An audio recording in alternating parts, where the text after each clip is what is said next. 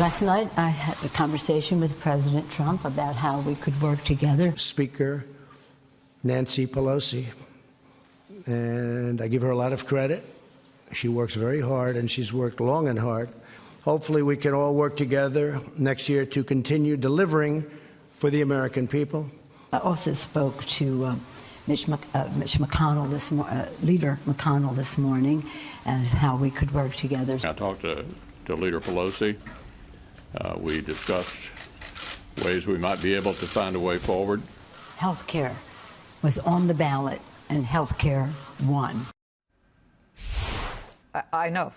Yeah. Did you hear what we heard? It's early yet, we know, but President Trump, Democratic Congresswoman Nancy Pelosi, singing quite the kumbaya tone, both insisting they're geared up to reach across the aisle and find solutions for issues like health care.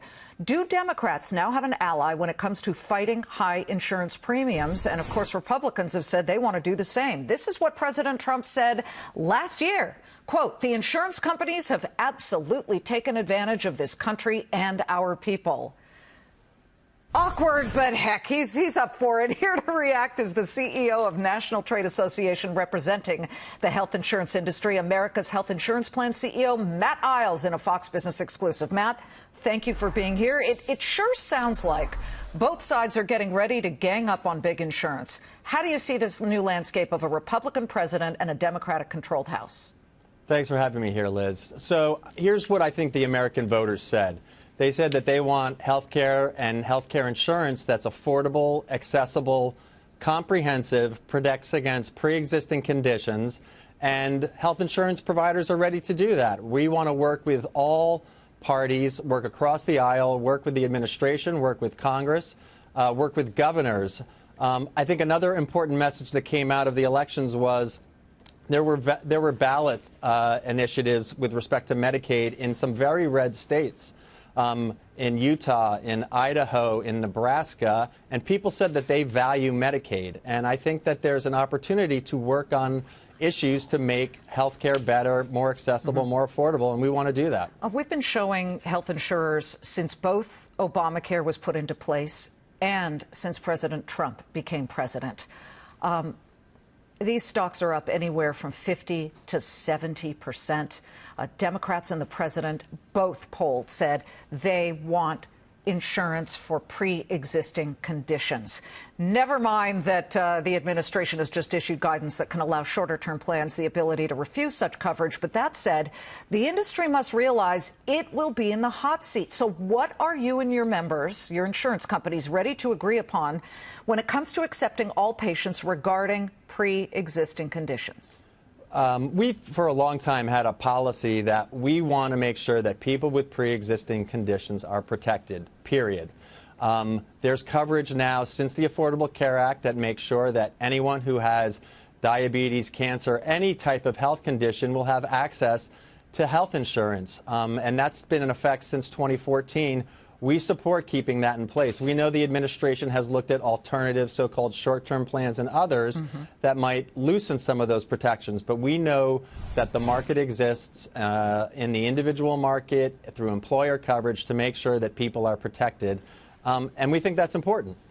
Some numbers here on the screen. We have employer-sponsored average annual premiums for single coverage. They've been rising since most of us remember, but we had a bar chart, and this was from a Kaiser survey, and it showed from 1999 to today, the annual premiums for a single person, 99, they were $2,200. Today, $6,896.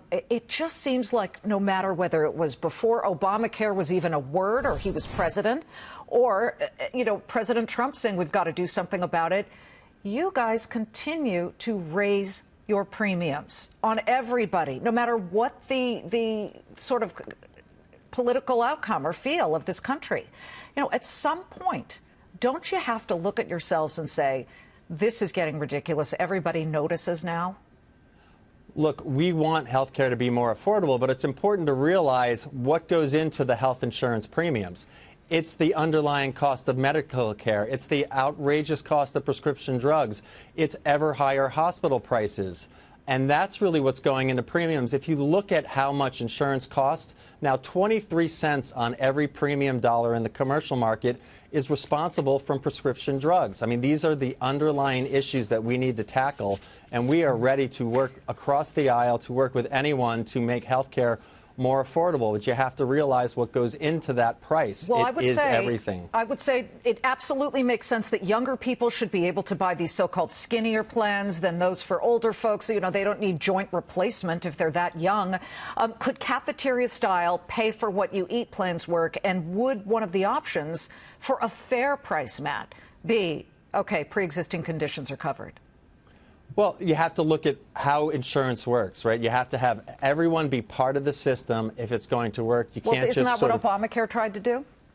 Well, yes, we've tried to get more and more people into the system. There are lots of shortcomings of Obamacare, and we have a whole list of items where we think there could be improvements to make it more accessible, more affordable, cheaper for younger people.